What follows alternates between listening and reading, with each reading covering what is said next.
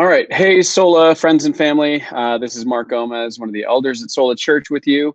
And just wanted to come and spend some time talking about mental health in the middle of social distancing. So if you've been with us for a while, you're probably familiar with Megan Magel. Megan is a counselor at All Health. She's done a lot of work with us, training in safe bodies. She did some sessions on mental health and foster care, and then helped us wrap up our mental health series here at the beginning of the year. So really excited to have Megan with us. And so we're going to dig in. We recently did a survey of our people just to see, where they're at, how they're feeling, how COVID-19 social distancing has affected them. So for the most part, if you're in the Denver area, you're kind of in a shelter-in-place situation. A lot of people are losing hours at their jobs, maybe possibly losing employment. Restaurants are losing income. And then there's just the isolation. So a lot of the responses that we got were things like feeling isolated, feeling anxious about what's coming, feeling, just some disappointment, a lot of disappointment from our young people about missing school, missing events, birthday parties, graduations, band concerts, like all those little things. So, Megan, well, let's just start there with, how do we handle some of that anxiety that's just kind of sitting over us at the moment? Yeah, well, first of all, I want to say hello to all of you. I'm glad that you're checking in and just looking for more support and ways to kind of learn more about what do we do when something like this happens. And I think we're all learning. And so it's just this huge time of grace right now, I feel like, as we're all just trying to figure out what's the best way to navigate what's going on in our country and around the world. Kind of an overview of what I've been sharing with clients as I've continued to meet with clients. Last week, we finished seeing people face to face. This week, we're doing telehealth. So if you are still interested in getting counseling services, I know a lot of therapists are moving to telehealth. So please don't feel like it's too late for you to reach out to talk to a professional. That's still definitely something that's accessible to you.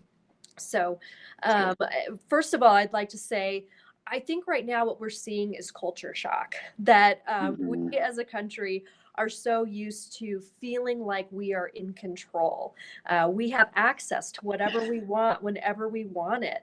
And we have so many definites that we can count on and even come to expect. Some people might think of it as like kind of an entitlement almost that's kind of ingrained in our culture. And so what we're seeing right now goes against the grain of what we're used to as Americans. But as we kind of widen the lens, we can see that there are a lot of people, a lot of countries around the world who've lived in circumstances like this before, where you don't really see the end. You don't really know what's coming next. People are telling us no, there are scarcity of resources. And so for us to just kind of keep that perspective, that there's things that we can be learning from this time, that there's lessons and things that we can take away that I think can be really helpful for all of us. So that's kind of like my intro. And thinking about it. But one of the other things that I think is really important for us to really focus on right now is we're feeling that anxiety. We know that anxiety comes from fear. It comes from the lack of control that we might experience in our lives. And so what we need to be doing then is focusing, what are the things that I can control on a daily basis? And I know that that seems very limited, but we can control our responses to things. We can control the amount of media that we're taking in. I personally am not taking in any media. I'm just finding out from people as we go. This is closed, we're on shutdown. So that way I'm not just sitting watching a steady news feed of things that are going wrong or numbers. Because for me, I feel like I'm saturated. Yeah. Kind of all that I can take right now. And I can't absorb more. And so I'm just going to focus on my community, my neighborhood, the things that I can control, as opposed to focusing on the larger pandemic at hand, if that makes sense. Yeah, no, that makes a lot of sense. And I think, there's a lot in our personalities that causes us to approach these like so differently, like there's some people that just kind of have to cut themselves off. There's some of us that like information is comforting a little bit. And so like I want to read the Republicans proposal for the stimulus. I want to read the Democrats and I want to read the full text and like understand it all. But at the same time, like I think that's driving me a little nuts. So finding ways to mitigate that, I think that's really helpful. Yeah, finding balance maybe. If you're a high need to know Yeah. person, what's the balance of what I can ingest? And even if you need to set, an amount of time, I can only look at this for 30 minutes a day. I'm just going to check in at night when everything's kind of out for the day, as opposed to keeping the steady, stream of information coming in. Yeah, that's really good. How about for those of us, with families who are parenting, what does it look like to communicate to our kids and to help them kind of navigate? Like I've told my kids, this has never happened before. I don't know what's gonna like. You're gonna tell your kids about this someday. This is one of those kind of events. So what does it look like to kind of work with our kids and help them understand it and minimize some of the anxiety that they're feeling? Right. Again, I think being aware of how much news we're subjecting our kids to. If we have the TV on going all day because we're looking for that information, we're able to kind of sort out, okay, this might be political, or this is, trying to kind of catch my attention by dramatizing or whatever. That kids aren't able to screen that in the same way. And so we have to be aware of what we're exposing our kids to as well. I also think that kids are looking to us for control. They're relying on us as their caregivers. And so we also need to be paying attention to our own self-regulation skills. And this is something that we need to do as parents all the time anyway, but especially more so now, as our own anxiety and stress will then transfer over to our kids and they'll feel more of a panic. So we really need to be focused on what are the things that we can be grateful for in our house. We can be grateful for the fact that maybe we know that there is money coming in and that we're able to be together as a family, and really paying attention to those things. I've seen a lot of families reaching out and doing creative things. I think it was your family that was writing birthday cards to kids. Birthdays are in March. Yeah. I know of other families that are sewing masks. And so even doing those different kinds of projects together as a family to just acknowledge that there is something going on. We're not in denial. We're not saying, oh, everything's going to be fine. But at the same time, we're saying we have a God who's in control and we have a God who's faithful. And we know that day in, day out, regardless of what's going on in the world around us. That's good. That's good. What do you think some of this isolation is doing to us? Like we are social creatures. We're made to have connections. Sola Church is a very relational church, and so it's really hard to be physically apart at the moment. What do you think that's doing to us? What do you think we can do to mitigate some of that trauma? Absolutely. I think that doing virtual things, as weird as it may feel sometimes, I think that it can be helpful just to see another face, to see the other person is healthy and doing well. Just a reminder that life goes on outside of ourselves and our bubbles. So I think whatever we can do virtually, I'm thankful that this is happening now as opposed to 20 years ago when we didn't have access to that kind of technology. That we can utilize that, and that can be a helpful resource. If we want to encourage our kids to have pen pals, or I've just seen so many creative things, which has been an exciting thing. But definitely the social isolation piece has been huge. People just being so used to going out and about, and I know that your community is very close, and so I think whatever ways we are able to reach out, we should continue to do so. And I think we should be trying to have conversations that aren't related to the virus, that it's really easy to get caught up in talking about how it's impacting us and what if this and what if that. But for our conversations to focus on other things that are going on, in our lives and the things that we're learning about God, whatever the case may be, joking, sharing stories and memories from the past, but whatever we can do to just not be only talking about what's going on with the virus, I think is also really healthy for us. Yeah, that makes a lot of sense.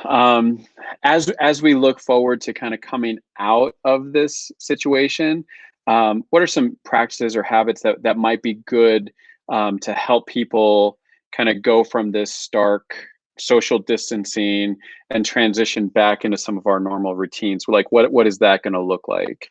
Hmm. I think time will tell.